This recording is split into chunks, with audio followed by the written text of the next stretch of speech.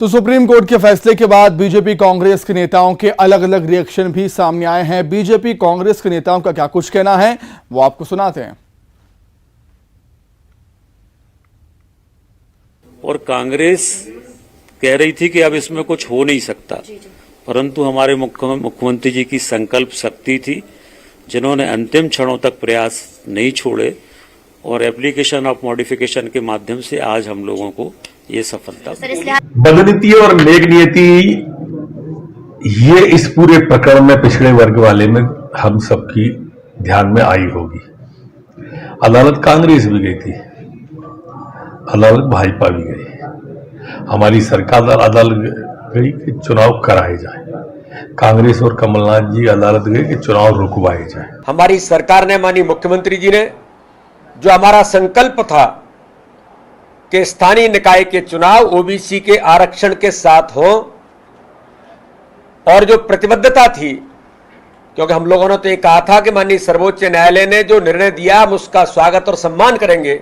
मैं सबसे पहले तो प्रदेश के मुख्यमंत्री शिवराज जी का अभिनंदन करता हूं और उनको बधाई देता हूं। और बधाई देने के पीछे मेरे 3 कारण हैं। उनने पिछड़ा वर्ग आयोग का गठन किया, स्थानीय निकाय के साथ जो संख्या है उसके आधार पर उन्होंने यूनिट के हिसाब से उसकी रिपोर्ट प्रस्तुत की। कुल मतदाताओं में ओबीसी के कितने मतदाता, इसकी गणना रोजगार सहायक, पंचायत के सचिव, पटवारी से कराई। उसकी सत्यापित कॉपी हमने सीओ जनपद पंचायत, सीओ जिला पंचायत और कलेक्टर से प्राप्त की।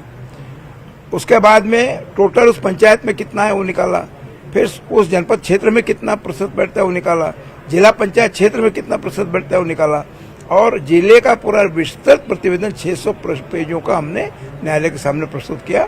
आरक्षण का क्या मतलब?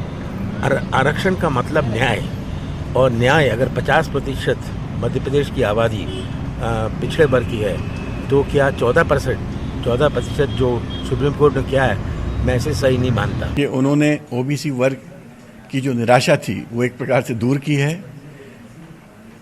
ये 50% जो रिजर्वेशन है, जिसमें 36 करीब होता है एससी एसटी मिला के और 14 होता है ओबीसी का, ये तो पहले से था। बार जो चुनाव होगा, महंगाई, बेरोजगारी, भ्रष्टाचार, जिस तरह की कानून व्यवस्था पूरे प्रदेश में खराब है, प्रदेश की जनता इनको जवाब।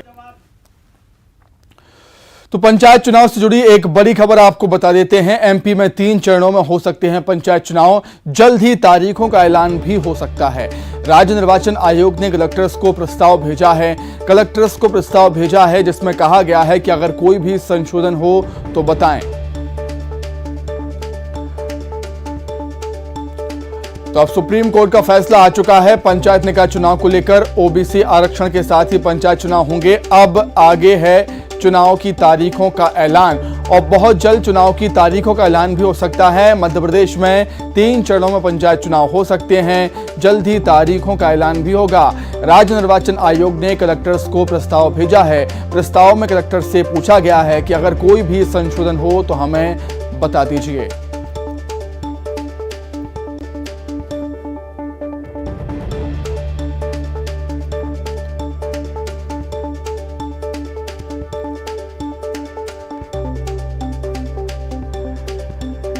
तो प्रस्ताव की कॉपी आपको टीवी स्क्रीन पर दिखा रहे हैं। राज्य निर्वाचन आयोग ने